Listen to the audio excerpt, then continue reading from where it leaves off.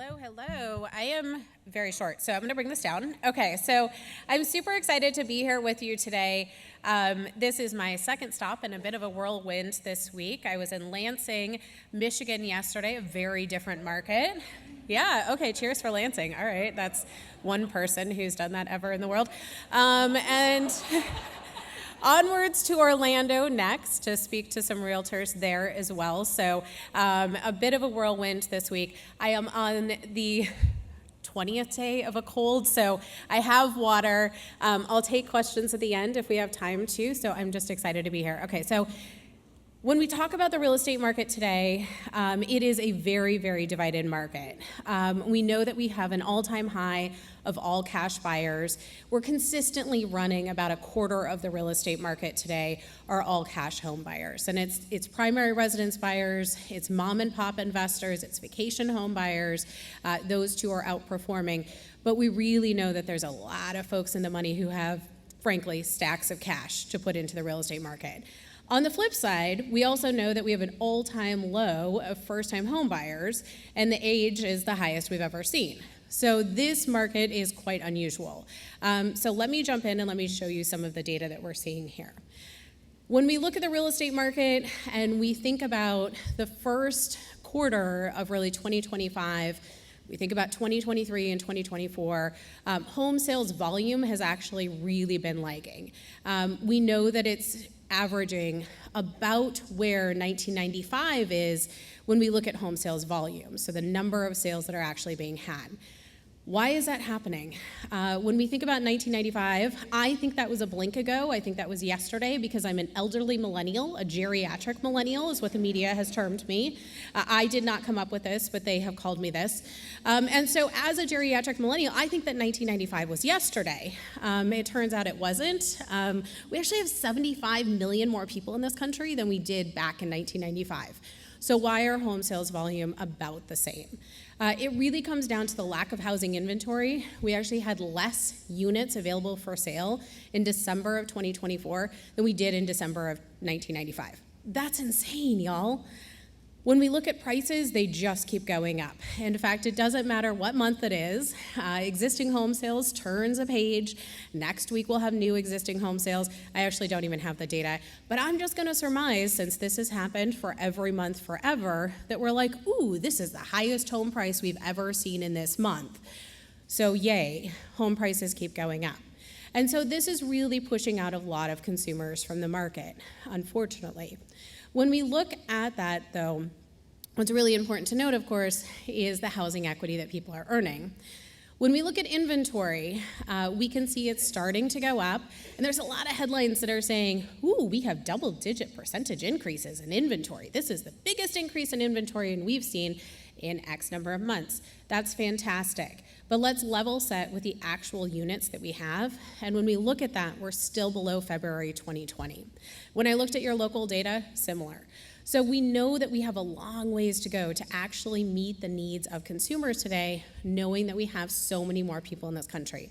And I'll show you some demographic trends too that really indicates where this pressure is coming from. When we look at inventory increases, we know it's happening for a couple of reasons. One, yes, the lock-in effect is real for mortgage interest rates, but people do have life changes. They have new babies, they get divorced, they get married, and you have to move regardless of mortgage interest rates. The other thing that has happened is that home building has come up a little bit. It's really not consistent. When we look at new build construction, it's 1 month on, 1 month off, 1 month on, 1 month off. But we are seeing more construction come into the market, and with that, that means more units available. All right, so let's take a look at mortgage interest rates. I will tell you that our expectation for mortgage interest rates as I go into this are about where they are. We don't expect that there's gonna be this huge drop or huge rise in mortgage interest rates. We expect that they're gonna be in the mid-sixes. So as we look at that, that's good news perhaps for consumers as they're thinking about, oh, well, should I wait on the fence? Should I wait for mortgage interest rates to drop? Well, no, that's not our expectation. So when we think about that and we think about the reasons why people have stepped out of the market, that is one of them. The good thing is, when we look at mortgage interest rates, they have been in the mid-sixes, and they've been quite stable since really January. There's been small increases, small decreases, but when we're looking at 1/10 of a percentage point, that doesn't mean a lot when you think about a mortgage over 30 years. That doesn't really translate into a lot of savings or a lot more spending. When we look at this too, the other good thing that we're seeing from mortgage interest rates is it's actually a full percentage point under the historical average. Now, of course, people just anchor set and they think about those 2s and 3s and they think that's normal, but it's not. And we can look at this graph and we can see how unusual the 2s and 3s and 4s were, and that we've never seen them dating back to 1971. And when we look at this, we can also keep in mind, and I know that no one in this room has ever done this, but talking to consumers and saying, hey, when I was your age, I financed at 18, 19%. Y'all, that's not normal either, or good. So you probably shouldn't have financed there. So when we look at this, we can see the disconnect that we have when we think about consumers' expectations of the market and what is normal. I will say, anyone like Ghostbusters, like the original Ghostbusters from the 80s? Yeah, okay, there's one person, that's awesome. Okay, so when they financed that firehouse, you know what that interest rate was when they started that good business plan of fighting ghosts? It was 19%. So when you think about that, you just know how out of whack that is. And it's a good reminder, too, that that's probably not a good business plan that a bank looked at and said, hey, you're going to fight ghosts in New York City? Yeah, let's give you 19%. So again, thinking about what makes sense for consumers and what they can be able to afford. All right, so let's look at the lock-in effect. It's real. In fact, 35% of mortgage holders, this is our estimate, do not even have a mortgage on their property. So when we look at that, what's the incentive to move unless it's a life change that's happened or a job change or some big motivating factor? We also know the plurality of mortgage holders are actually under that 4%. So again, not a huge motivating factor to be able to move here unless you really have to. I will say I'm seeing more inventory come into my market. I'm in Arlington, Virginia, just outside of DC, and I was talking to my husband in the kitchen a couple weeks ago, and I was like, ooh, look, we could buy a single-family home. We could get out of our townhouse where literally our neighbors are on top of each other, and when I was coughing, my neighbor 3 doors down said, hey, do you need some cough syrup or need to go to urgent care? And I was like, oh, Jesus. Okay, so that's amazing. You know, that's fun. And when we're talking about that, my husband looked at me and said, we're absolutely never moving. And I was like, okay, cool, I'll just remodel more then and maybe soundproof our house.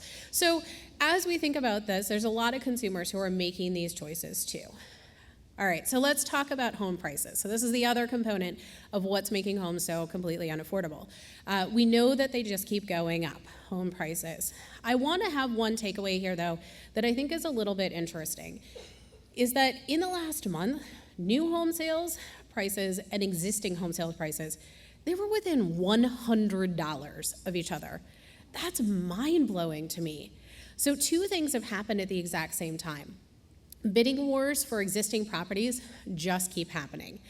We know that even in the dead of winter, even in a slower real estate market, that 20% of homes actually moved more than the asking price. And they've been pretty consistent on that for several months. The second thing that's happened is that new homes got a little bit smaller. And so if we forget those McMansions back in the 90s, if we remember those, we've seen that builders have started to understand there are changing demographics. There's more singles, there's more child-free households, and with that, homes should get a little bit smaller. And so that price has also come down. That's not to say they're not expensive. Everything is very expensive when we look at homes, but I do think that this is an interesting dynamic that has happened here when we look at home prices. All right, so Tennessee, y'all are the big winners here when it looks at home price appreciation. If we look from 2020 to 2024, any state in green is really surpassing the odds. So what we can see nationwide is that home prices have actually increased by about 50% from 2020 to 2024. As we look at this, we can see 68% nearly home price appreciation within your state. Nashville really leading the charge there. Anyone read Axios? It's a nice little publication. Whoops. Well, we're just going to throw that there. where I meant to put it.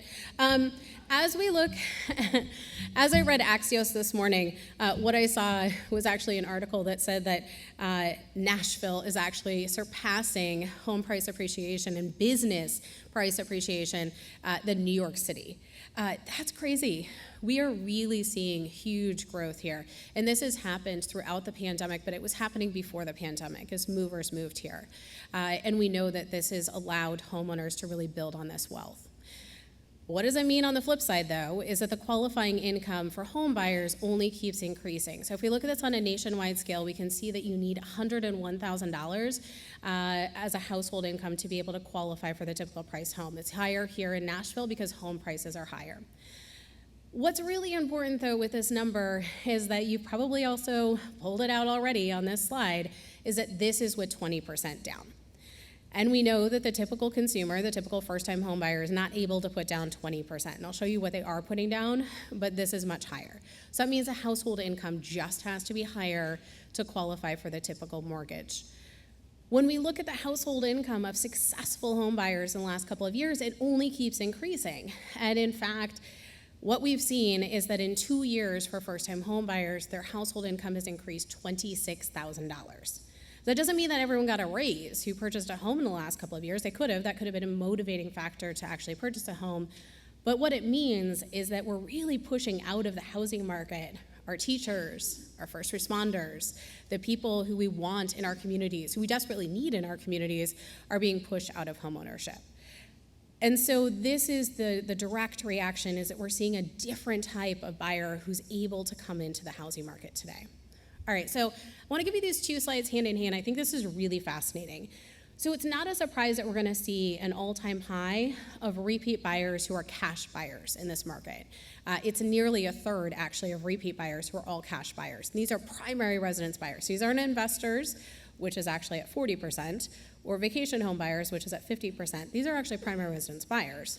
So we dug into the data and we wanted to understand who this is. Well, it's largely boomers. We're not going to be surprised by that. But as we look at this, we can actually see it's half of older boomers who are in their 70s.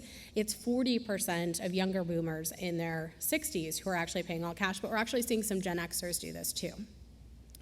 For first-time home buyers, I think this is fascinating. 1 in 10 first-time home buyers paid all cash for their home? Yeah. So if you worked with this buyer, you may be wondering how they did this, but you're not going to be surprised. We can also see the down payments is trending higher, and that tracks the same for repeat buyers. How they're getting that cash is that housing equity, moving further distances, moving to more affordable locations. But how are first-time home buyers scraping together this cash? Well, when we dug in, we saw savings as number one, so not a surprise. They're just chalking away their savings on a monthly basis. Number 2 is the bank of mom and dad. So it's a really good bank with such good loan terms. If you have it, it's really great. Number 3, and this is actually on par with the bank of mom and dad, is actually looking at financial assets. So these home buyers are actually pulling from 401k, from stocks, even cryptocurrency, really small percentage, but they are pulling from these financial assets. So that indicates a home buyer who actually has the ability to pull from those sources. It's a different type of buyer. The other thing that we're seeing here too is inheritances. And this is the highest we've actually ever seen it, inheritances in the real estate market today. So you could be pulling from all these different sources. Perhaps their Uncle Bob, who they've never met before, we'll keep it nice, has passed away, left them an inheritance, and then with that, they can take the bank of mom and dad and the savings they put away, and suddenly they have a down payment on a home. And this is a very interesting dynamic that we're seeing. Now, I want to highlight here that we've talked about the silver tsunami a lot. Many economists have talked about it. I've been guilty of saying it too, that the silver tsunami is going to happen, that all of these boomers are going to die off, and then suddenly we're going to have plenty of homes. That's not happening, and I'll show you a lot of data to suggest this. But we are seeing a slow trickle of inheritances is propelling and moving into the real estate market. Now, I also really want to highlight, this doesn't make your job easier, because if you're handed a stack of cash and you're given this money from mom and dad, from the bank of mom and dad, and you're also given this inheritance, what financial literacy went into that? None. And what expectations go into that? Mom and dad's. So suddenly your job has gotten a lot harder with everyone's opinion and values really placed in this home search transaction. The other thing that I think has happened here, when we think about this transfer of wealth that's starting to happen for first-time home buyers, and has continued to happen when we see down payments really coming from mom and dad, is that even though those first-time home buyers are in that home, they actually don't know a lot. They don't know about home price appreciation. They don't actually know that when they pay down the mortgage and their home value keeps going up, that that's actually their wealth that they can take from that home. I will not pick on a family member by name. She's certainly not in this room, so it's fine. But I will say that a young family member who's 2 blocks down from me and purchased a condo when rates were at 3%, her and I were at Costco the other day, and we're chatting, and she's like, yeah, I just feel really locked in. Like, I'm dating, and I might want to move in, and, like, what happens to my condo? Like, what do I do? And she's like, because I'm going to have to pay off that mortgage, like, for the rest of my life, for 30 years. And I was like, what are you talking about? Like, you have so much home price appreciation in the last few years. And she was like, I don't understand what that means. And I was like, oh, baby, okay, all right. So, we had a chat about when home prices go up and you look at realtor.com, because you should go to realtor.com, and you say, oh, yes, home prices are going up and I could sell for this. She's like, yeah, but don't I have to keep that mortgage after I move out and rent? And I was like, what are you talking about? So this is the financial literacy with housing that I think gets lost sometimes so when we just hand stacks of cash to young adults. Moving on from my soapbox, okay. Anyway, all of this data is an NAR member benefit. I never mentioned that, but it is. You guys all have access to this. This is all yours to play around with. Okay, so moving on. Tennessee population, it did grow. When we look at the US population, we can see a growth in population by 1%. So you can see Tennessee is growing more than that. What I will say is this is not just migration flow. We're also looking at births and deaths, and so births outpacing deaths in the last year. So seeing a growth here. Any state that is in dark blue means you have more population than those in light blue. So cheers to Michigan that didn't have a huge growth, but really cheers to Tennessee that did have a huge growth. Any of the mountain states and the Sun Belt are really surpassing, especially led by Texas and Florida, but I do think it goes under the radar that the Carolinas and Tennessee keep adding people. You know that, but I think there's a lot of people who don't. When we look at job growth, we can see that this is one of the big motivating factors to move into an area, or where are the jobs. So when we look at this, we can see green states in dark blue surpassing what we see for the national average. When we look at this job growth too, I want to say that it's not just job growth, it's businesses moving into that area, Texas especially thinking about tax situation, Tennessee as well, for businesses to actually relocate there, and so that brings workers. Doesn't necessarily improve housing affordability here for the local population, but we are seeing that continue. I do want to put a finer point on where people are moving. This is based on survey data of consumers and their expectation of what this place is that they move to. But when we look at home buyers over the last year, what we can see is that suburbs and small towns still winning when we see those movers moving to areas. But what we saw is a 10-year high in city centers. And so people moving into city centers more than they had in the last decade. When we look at this data, I think it's pretty fascinating because we wanted to understand who these people are. It is young adults, we're certainly seeing that too, but it's also baby boomers. So baby boomers are saying that city centers actually provide them the ability to age in place a little bit easier, the amenities, and we know that city centers are really expensive, and who has the cash is baby boomers. And so we're seeing that a lot of people are actually choosing to perhaps right size, but I wouldn't even say downsizing, because they're downsizing by 100 square feet. So really not much. We can see that they're buying a nicer place, a newer place, and certainly people are doing that too. All right, so I want to go through some demographic changes, but before that, I am going to take a sip of water.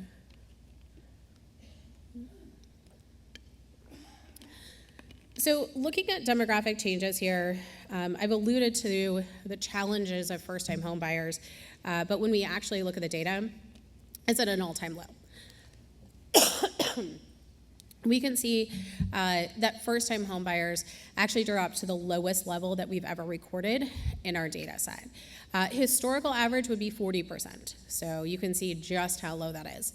Obviously, there's a lot of complications when we think about inventory and affordability, but there's also things outside of the housing market that are holding these first-time homebuyers back. Namely, when we look at this, and we've asked them, it's high rent, it's student loan debt, and that's something that's going to be an increasing problem moving forward as payment plans have really resumed. The other big complication that we're seeing for first-time homebuyers today, and this is a result of their age, I think, growing higher, is that we're actually seeing that childcare costs are very, very expensive. I'm seeing a lot of nods around the room of really understanding how bad this is for many Americans who have children. For those who don't have kids, it's $2,500 on average for one kiddo who's under the age of 18. When we look and we include after school care, so for kids who are in school, it does drop to $800 a month, but $2,500, if you have two kids, that's $5,000 a month, just to do quick math there. So you can see if you add rent into that and your own student loan debt, and you kind of have to feed folks too, then suddenly it becomes really hard to actually purchase a home. Yeah, that's a lot of depressing data, so we'll just move on there. Okay, great. So I gave that in Nebraska. I said the same thing, and someone ran up. I make sure to say the $2,500 now for a young kid because someone ran up in Nebraska when I was done and was like, where can I find an $800 a month daycare? And I was like, dude, I've never been to Nebraska before. Like, this is my first stop here. I have no idea. Good luck to you. So I know that this is a universal issue when we look at daycare costs in this country. All right, so this is my favorite chart. Every nerd has a favorite chart, so this is my favorite chart. When we look at the US population, we can get a lot of info from this. So if we look at this, we can see Gen Alpha, born in the last couple of years. There's about 51 million of them. And then the bars get shorter over time with the silent generation. Y'all gave me the mic, so I think people become ghosts or they go to heaven, because saying mortality rates in the bars get shorter just is real depressing, so we're not going to go there. In the middle of the chart, there's 86 million millennials, so biggest generation in the US. We can blame them for everything if you want to. Poor work ethic, avocado toast, expensive lattes, not drinking. I guess we can blame Gen Z for that now. I don't know. They get everything blamed on them, right? And they have for decades, even though, frankly, they're middle-aged at this point because they're in their 40s. If the media is calling me a geriatric millennial, then we know where we are. All right, so as we look at this generation, I want to have a couple takeaways here, so we're going to spend a minute here. As we look at that red bar, it's not a typo. That is accurate. That is the median age of today's first-time homebuyer. They're 38 years old. So we know we have the smallest share, but we also know the age is the oldest. If we look at that 40 years ago, the median age of a first-time homebuyer was actually 28. So you can surmise a lot of things from that. So perhaps one less move that buyer has in their lifetime because they're moving into a home where they're maybe quite established in their life, as opposed to a small condo that they're going to move up from. It's also 10 years of lost housing wealth that they're having in their lifetime. So that's quite unfortunate when we think about those equity gains that homeowners have been having. The other thing that I think is really important when we look at this chart is that you can see a population boomette in the late 20s, early 30s. Those young adults are putting so much pressure in the housing market and the rental market because they're trying to live independently. They're trying to leave their parents' house or live independently from a roommate. And so you can see the pressure that has been put there. And in the last few years, we saw a lot of building in the multifamily space. A lot of apartments went up to try and alleviate this issue. And it did largely alleviate the issue. But we know that they're there. So we can blame millennials, but if you want to start the generational warfare, we can also blame boomers. So if we move on to the boomer population, what we can see is there's 64 million boomers in this country, and they are the second biggest population. If we look at the second red bar, what we can see, the median age of 61 years old, that's the median age of today's repeat buyer. If we look at that 40 years ago, what you would see is the typical age of a repeat buyer was 36. That's younger than today's first-time home buyer. So we can see some huge shifts in today's homebuyer population. For baby boomers, they're the biggest generation of homebuyers today, even though they're the second biggest population. So how is that happening? Well, they have stacks of cash, and they're moving for the grandbaby. Whether that millennial kid wants them there or not, they're going to move. So we know that this is happening. We know that relocation is happening. We know the number one reason to move in the U.S. today, and it's been true since 2019, so it's not just a pandemic trend. Since 2019, the number one reason to move is to be closer to friends and family. It has nothing to do with jobs. This is a really weird trend that we're seeing here and picking up on, but when we know that the median age of this repeat buyer is 61, it makes a lot of sense. Their motivating factor is retirement. Their motivating factor is I have time and I have money, and I'm not going to make sacrifices on this home purchase because I'm going to purchase what I want to because I'm a boomer. And so we're certainly seeing this, to start the generational warfare. When we look at Gen Xers, it is the smallest among these two massive generations. That is a good share of this room, and you're used to being ignored, so I'm not going to spend a lot of time on you. Okay. I can give you some Gen Xer facts that I think are kind of interesting if you want them. If you don't, that's cool. We can just move on. There's like no one. They're like, I'm fine. I don't actually need you. That's cool. Okay, so Gen Xers, we do know that it is a quarter of home buyers overall. They are not really participating in that fray above them, I suppose, of the trade-off of millennials and boomers. But we do know that they are an interesting group when we look at home buying activity because they were likely to purchase at the peak. So thinking about the boom and the bust in the housing market, they were the most likely generation to be underwater or to have a foreclosure or a distress sale. But they've rebounded. Financially, they've come back and they're on solid footing. That being said, when we look at Gen Xers, the big concern that I have is that 21% of them actually purchased a multi-generational home. So one where they're taking care of these aging parents who need a place to stay, but then they also have kids over the age of 18 who won't leave their house because they can't afford to. So suddenly they have all of these financial pressures within this household. I am seeing some nods, yes, and some shaking my head of, oh my God, yes, I feel this. So I am sorry for those of you who are in that situation or are working with folks who are. I will say this throws out some really interesting scenarios in the housing market, especially when we look at the biggest population of buyers being boomers and then also Gen Xers purchasing these multi-generational homes, is that only 2% of US housing stock, this is estimated by MIT's Age Lab, is actually safe to age in place, 2%.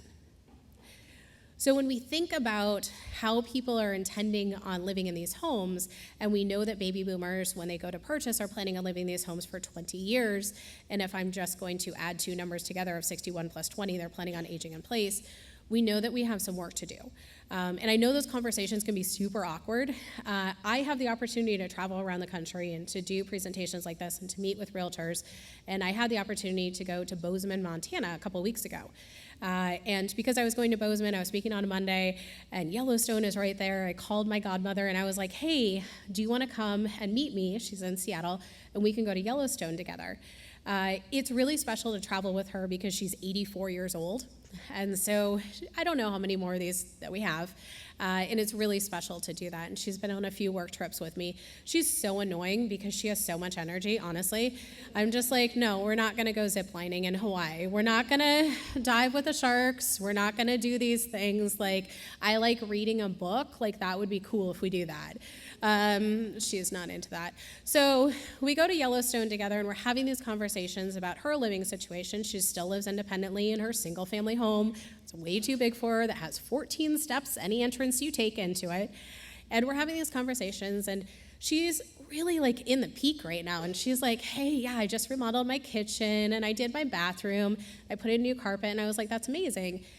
And we're staying in this hotel room together. Oh, so my little sister came because she's annoying and she's 31 and she's like, I don't have anything to do. I'm going to come. I have time. And I was like, dude, okay, so it's the three of us in 2 double beds in like Yellowstone. So you can imagine we got real comfy. And so we suddenly realized that she can't really get in and out of the bathtub very easily, right? So we put a slip mat down, we asked the hotel for that, all good. And I'm asking her, as you're remodeling and you're putting all this money into your single family house, are you putting in a walk-in shower? And she's like, oh my God, I can't do that. I have to think about resale. And I was like, dude, you're 84. Resale for who? Who's getting the proceeds here? You don't have kids. What are you doing? So these conversations are hard. I wish you well as you have them in your personal life, but also with clients. I will say that AARP and the National Association of Home Builders has a good old list of what you need in your home to make it a little safer. So those lower countertops, the wider doorways, technology to turn on the lights, all of these things can make it a little bit easier. And that's a resource as opposed to you saying the conversation, which never goes well to me. Okay, so great. Multi-generational housing, it has at an all-time high at 17%. I would expect this to continue with an aging population. I would certainly expect that people want to take care of each other in a different type of way post-pandemic, and we're really seeing that.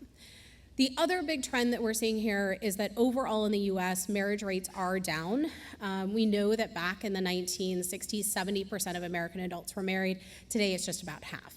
So when we look at homebuyer activity, what we can see here is a really big shift. And we can see that back in 1985, that 75% of homebuyers who are first-time homebuyers were married, and today it's just half. And I could show you any cut of generations, you're gonna see the exact same trend, but first-time homebuyers, it's so pronounced that I'm showing you this chart. When we look at who is buying homes, single women. Y'all, they are so outperforming. I love talking about this because they're doing so on the lowest household income of anyone on this chart, and yet she's saying, oh yeah, that's okay. I'll save for a longer period of time. This is my financial priority. It's home ownership, and so she's able to get there. We also know there's a rise in unmarried couples, in roommates as well. Single men, not much of a change, so we'll just move on from there, okay? We also know that there is a drop in home buyers who have a kiddo under the age of 18 in their household, and this shouldn't be a surprise. I've set the table with it already, but we know that we have the majority of home buyers in this country, or the plurality at least, is actually baby boomers. And the median age is 61 years old, so they're not necessarily gonna have a kid under the age of 18. We also know that childcare is really expensive. So who's getting into homes? Maybe it's more child-free households because they're not paying as much for daycare. So we can see a really big shift here. What are the implications? Well, perhaps less moves, because if you have a growing family, or if you have a child, an empty nester, a child leaving the house, perhaps that's a move you could have. Perhaps a smaller home too is needed, or less of a yard, or not next to that A+ school district. So seeing some shifts here when we look at home buyer activity and who's living in that property.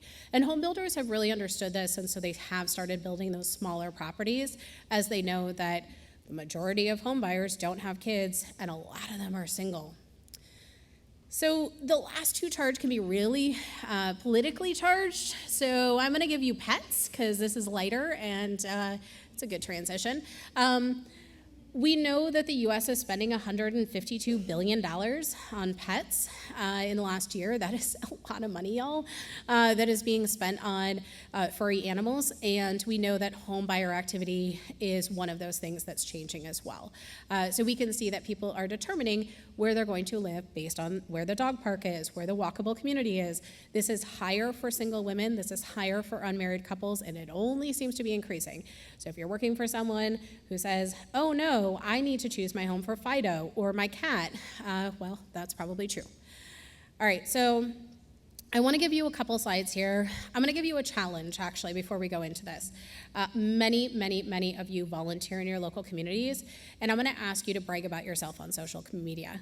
Truly, it is so uncomfortable to do so, but really tout the good work that you are doing. And the reason why I say that is that realtors are volunteering at 3 times the rate as the national average of the national American. So you really are so invested in your local communities.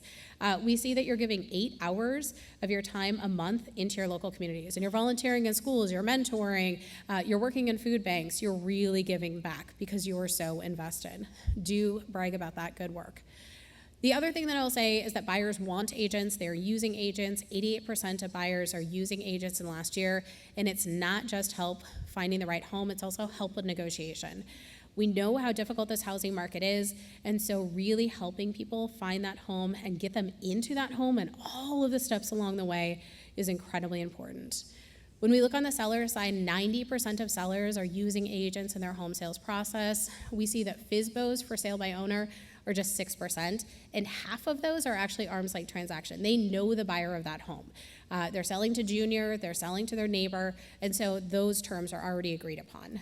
When we look at sellers, we know that they want the same things that they've always wanted, but it is a more complicated transaction. They want someone who's going to help them price that home competitively in a very changing market when it comes to home prices, to market that home in a very complicated market, to find that qualified buyer. What has also happened in recent years is what I like to affectionately call the HGTV effect. People stay in their home for 10 years before selling, and they binge watch a lot of HGTV in that process, and they realize that their home is really ugly in comparison to what they're seeing on TV. And so they're asking you, how do I fix up my home for sale? And they may be able to do this themselves, but they want you to tell them how to do this. And so it's moving up in the data, and it has been moving up in the data. It also makes your life really hard because a lot of buyers expect that homes will look like TV shows. And so I wish you well on that too. Okay. The last two slides here that I want to give you are just knowing that the net worth of homeowners versus renters, it is 40 times that. This is our estimate. The Federal Reserve latest data is from 2022, so we're using home price increases and taking our estimate that the typical homeowner has about $430,000 in net worth versus the typical renter of just $10,000. And that person can do lots of things with that, whether it's purchase their next home with all cash, whether it's putting down a sizable down payment, remodeling their home because they're never leaving. A lot of things can happen with that, and we know that divide is real. We also know, and many of you are local advocates, and I would encourage you to use this data when you're trying to combat the NIMBYism of no building and no new homes. Well, we can't look at baby boomers to all die off and give their homes to millennials. We've gone over that. That's not a solution to our housing crisis. But we do know that building more, looking at more affordable properties, looking at adaptable reuse, so remodeling and bringing in residential units from vacant motel hotels, from residential malls that have closed, that could be a way in. And this is a really good talking point when you're talking and local advocating, because what we can see here is that for every home that's sold, it's actually adding nearly $121,000 into your local communities, because it's a huge multiplier effect of what you're doing, from the appraisers to the inspectors to the painters and movers and so on. All right, with that, I would encourage you to follow us on social media, and I think we have time for a couple questions too, so I'm happy to take those as well. Yes.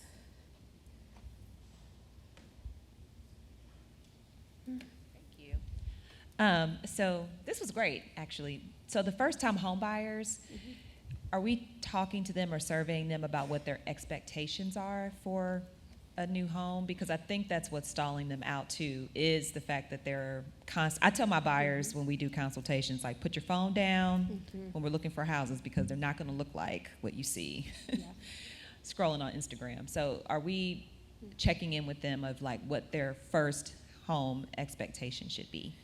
Well, what I can tell you is what we know from successful home buyers is that they are purchasing the oldest homes, the homes that need the most work, and those are successful first-time home buyers. And you can certainly use those data points to show, look, this is the return on investment if you were to put a little elbow grease, a little paint, refinish those hardwood floors, and we do have reports on that too. I do think that there's a lot of noise out there of where people are getting that information from, whether it's TikTok or Instagram, and what their expectations going into that home buying process are, whether it's, I'm gonna look at 3 homes and I'm gonna close by Monday, or whether they're getting that information from parents too, and the misinformation that they're grabbing there because mom and dad bought a home in the 70s and they bought 20% down and they were able to do it with a song and a dance. It's a different market. And so where people are getting that information and cutting through the noise is a really big challenge right now.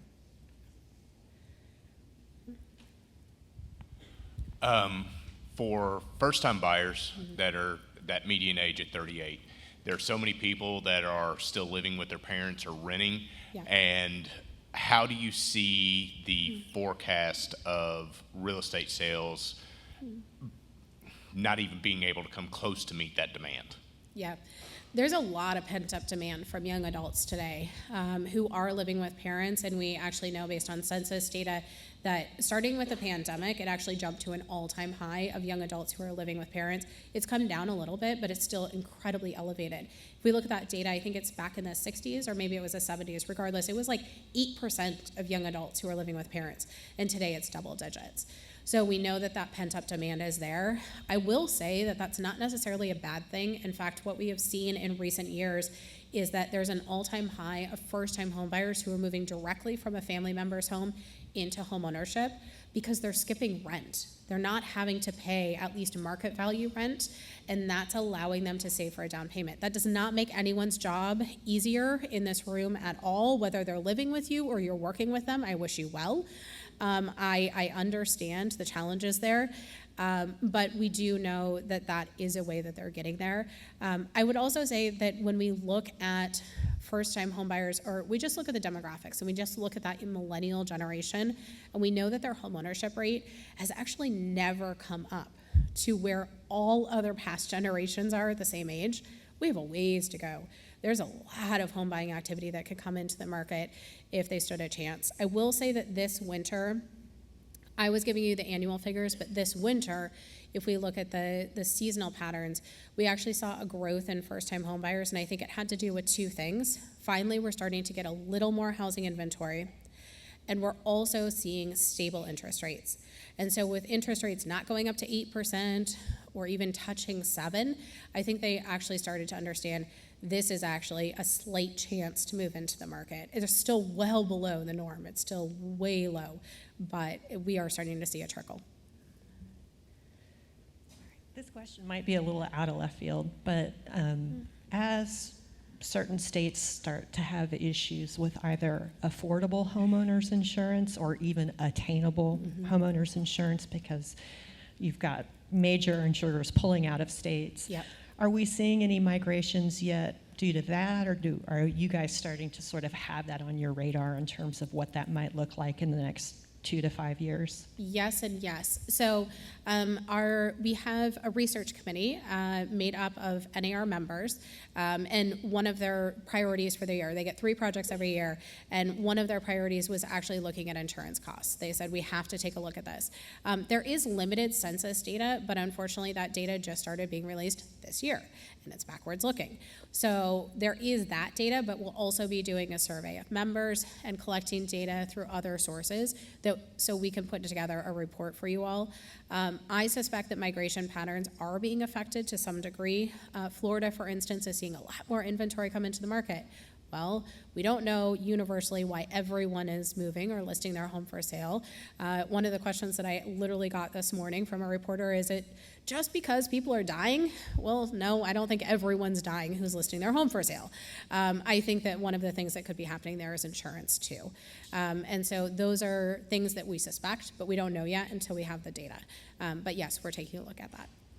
And I will say, more importantly though, besides the research, is our advocacy team is absolutely working on this. So they are active on this issue too on the Hill. All right, I'm not seeing any other questions. Oh, one more, yeah.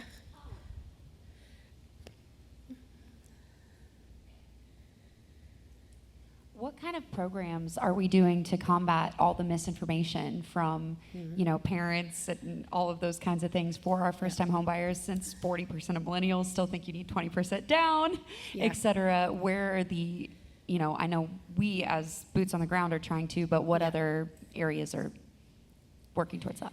Yeah, certainly. I mean, one of the things is cutting through the noise, right? And who's going to look necessarily at an association's data versus looking at TikTok? It's way more fun to look at that, right? So we're putting the information out there, but I would really encourage you to put out those facts too, to cut through the noise, to level set with consumers. I think it's one of the most important things that you can be doing right now is to honestly level set with consumers and tell them, no, we don't expect that mortgage interest rates are going to go down. to that 2 or 3%. You're not going to get a home for a song and a dance, but you also don't need 20% down. And putting that information out there about low down payment programs, low down payment alternatives. First-time home buyers or potential buyers do not know about these programs at all. They don't know about FHA loans. They don't know about VA loans. And so really putting that information out there, that's a broad statement. There are some that do, but largely they do not. And so putting that information out there can be really helpful. Yeah. All right. Thank you. Thank you.